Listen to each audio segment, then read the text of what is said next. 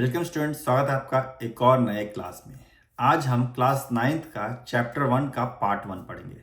Chapter 1 है number systems. तो इसमें हम देखेंगे कि नंबर्स क्या होते हैं, basically natural numbers, whole numbers, integers, real numbers, इन सब के बारे में इस चैप्टर में हम जानेंगे। तो हमने अपने पिछले क्लासेस में देखा था कि नंबर लाइन क्या होता है। तो बेसिकली एक हम स्ट्रेट लाइन होता है और उस पर हम नंबर्स को डिनोट करते हैं। तो 0 से स्टार्ट करते हैं और राइट साइड में आपके पॉजिटिव नंबर्स होते हैं, लेफ्ट साइड में आपके निगेटिव नंबर्स होते हैं और उसी में हम फ्रैक्शंस भी डिनोट करते हैं। तो आप जैसा देख रहे हो कि यहाँ पे 0 है और यहाँ से इस साइड में पॉजिटिव है 1 2 3 और इस साइड में निगेटिव -1 -2 -3 एंड ये सो ऑन है। इधर भी आप आगे बढ़ सकते हैं। तो ये नंबर लाइन के बारे में हमने देखा था अपने पिछले के क्लासेस में, जूनियर क्लासेस में।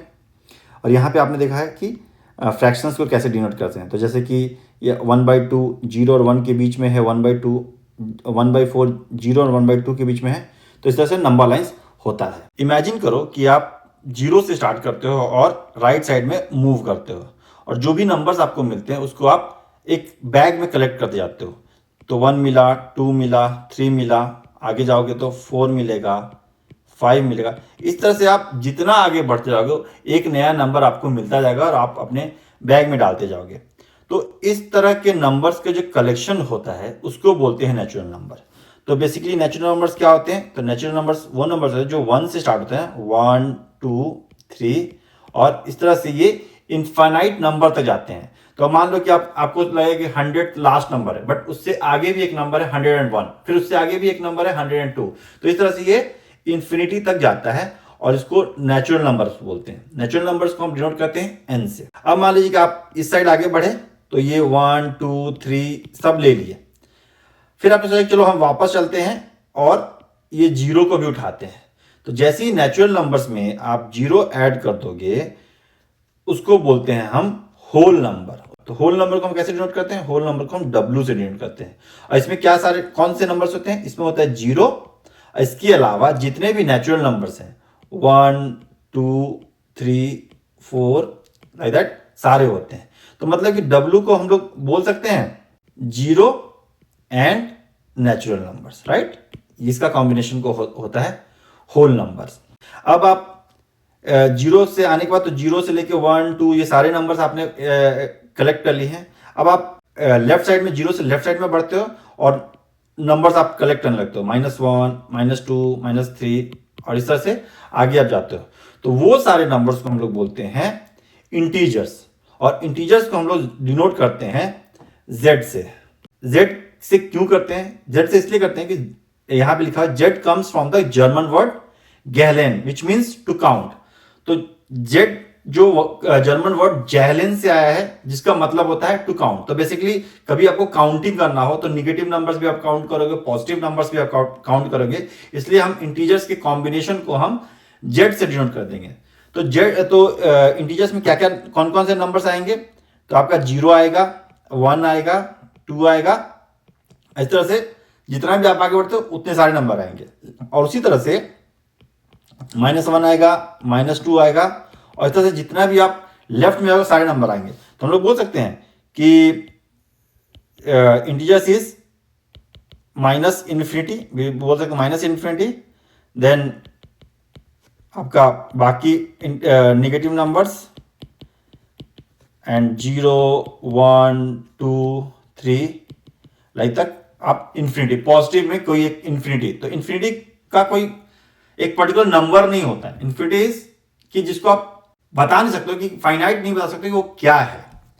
तो इसको बोलते हैं हम इंटीजर्स। तो अब आपने देखा यहाँ पे कि हम पॉजिटिव नंबर्स भी ले लिए, निगेटिव नंबर्स भी ले लिए। तो अब बताओ इसमें कोई और नंबर्स बचे हैं? इवन 0 भी हमने ले लिया है। तो आपको दिख रहा है कि हाँ, यहाँ पे जो फ्रैक्शंस हैं 1/4 1/2 -1/3 ये सारे बचे हैं। तो इन सारे के जो कॉम्बिनेशंस होते हैं उसको हम लोग बोलते हैं रेशनल नंबर। तो रेशनल नंबर को हम डिनोट करते हैं Q से। तो रेशनल को डिनोट करते हैं Q से, जिसमें तुम्हारे निगेटिव नंबर्स भी होते हैं जैसे -4 -3 -2 -1 और मतलब कि इसके आगे भी जितने भी होंगे वो भी 0 भी होता है, फिर 1 2 3 4 ये भी होते हैं। इसके अलावा ये होंगे प्लस जो ये -1/3 है तो -1/3 आपका 1/4 1/2 इस तरह के और भी नंबर होंगे, जैसे मान लो 7/6 5/9। तो इस तरह के जितने भी नंबर्स आपको मिलेंगे सारे रेशनल नंबर होंगे और उसको हम लोग डिनोट करते हैं क्यू से।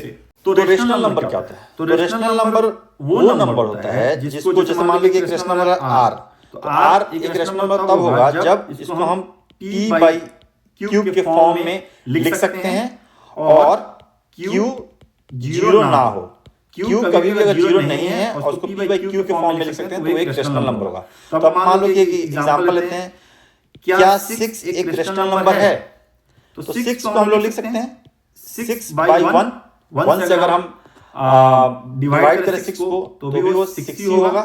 तो अब देखो इसको हमने p/q के फॉर्म में लिख दिया, तो p हो गया 6, q हो गया 1 and q is not equal to 0, मतलब 1 जीरो नहीं है। तो इसका मतलब कि जो 6 है 6 इज अ रेशनल नंबर। तो रेशनल नंबर वो होते हैं जिसको हम p/q के फॉर्म में लिखते हैं और q जीरो ना हो। तो कोई भी इंटीजर है, कोई भी होल नंबर है, कोई भी नेचुरल नंबर है, सारे रेशनल नंबर होते हैं, क्योंकि उस नंबर को अगर हम 1 से डिवाइड करें तो वही नंबर होगा। और क्योंकि हम अगर 1 से डिवाइड करें तो हम p/q के फॉर्म में लिख दिए और q जो कि 1 है वो जीरो नहीं है, तो इसलिए वो रेशनल नंबर होंगे। एक और चीज कि कोई भी रेशनल नंबर जो हम p/q में फॉर्म में लिखते हैं, इसमें ये होता है कि p और जो q है इसके बीच में कोई भी कॉमन फैक्टर नहीं होगा, मतलब कि p और q ये को प्राइम्स होंगे। तो अगर हम कभी भी कोई एक रेशनल नंबर लिखते हैं, मान लो कि 15/12, तो इसको हम हमेशा सिंपलेस्ट फॉर्म में कर देंगे। तो मतलब इसको अगर हम 3 से डिवाइड करेंगे तो 5/3 हो जाएगा। तो कभी भी आप p/q लिखोगे तो उसको हमेशा सिंपलेस्ट फॉर्म में ही लिखना। तो अब हम कुछ एग्जांपल्स देख लेते हैं। तो पहला एग्जांपल है, are the following statements true और false, give reason for your answer. तो बेसिकली 3 स्टेटमेंट्स दिए हैं और उसको हमें बताना है कि वो स्टेटमेंट ट्रू है या फॉल्स है और उसका रीजन भी देना है कि वो ट्रू और फॉल्स क्यों है। तो लिखा है every whole number is a natural number. तो जो होल नंबर होता है, होल नंबर के अंदर जितने भी नंबर्स है क्या वो नेचुरल नंबर्स होते हैं? तो ये होगा फॉल्स। फॉल्स क्यों होगा? क्योंकि होल नंबर 0 से स्टार्ट होता है और पॉजिटिव साइड में इनफाइनाइट तक जाता है, बट नेचुरल नंबर 1 से स्टार्ट होता है और इनफाइनाइट तक जाता है।